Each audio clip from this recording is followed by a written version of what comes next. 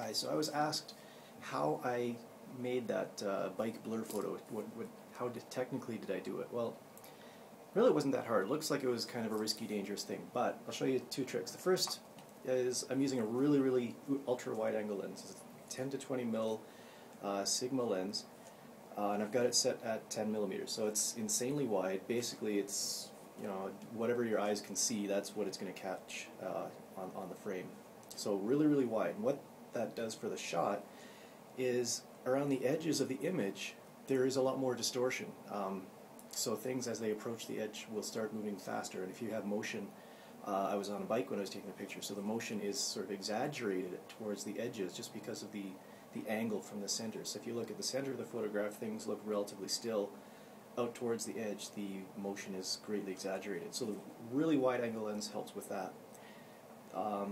I also wanted to get the sort of long exposure motion blur thing. So a couple things there. I have a circular polarizing filter on, and that blocks a lot of light as well. So that's going to make the exposure a little bit longer than it would normally.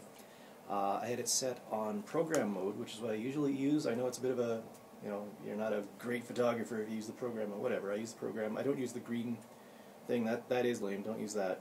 Use the P, program mode, on a Canon. And basically that just tells camera, figure out whatever you need to do to try and make the shot suck less.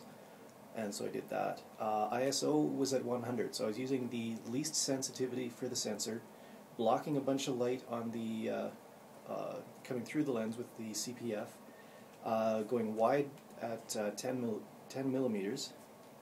And I'm actually not sure what the aperture was, because I was on program mode. I was basically letting the camera figure out what it needed for aperture and exposure, shutter duration.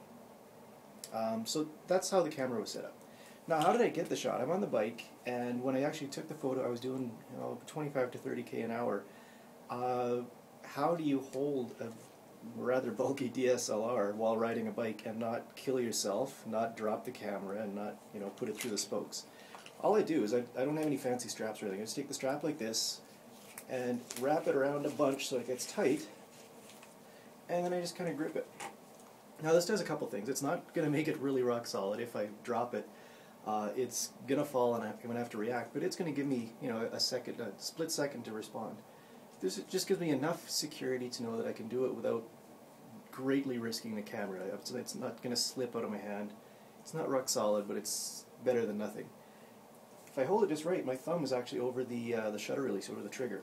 And so just by sort of getting a feel for the balance of the camera and level and whatnot, basically I just put the camera into burst mode, so it shot a bunch of photos, held it like this and just leaned way down on the bike, and then just pumped off a bunch by holding the thumb down on the shutter release, which is a little harder than it sounds because I had gloves on and stuff because it's cold. It's October in Calgary. So that's basically it. You just do this.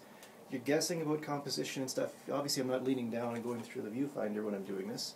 So holding it out here and just sort of getting a feel for what's level, where it's pointing, and just pumping off, I guess helps if you turn it on, pumping off a bunch of shots. Now for autofocus, I just set it on the basic autofocus. I didn't pick any focus spots. I just left it wide open for the 7 points, and it just picked what it needed to.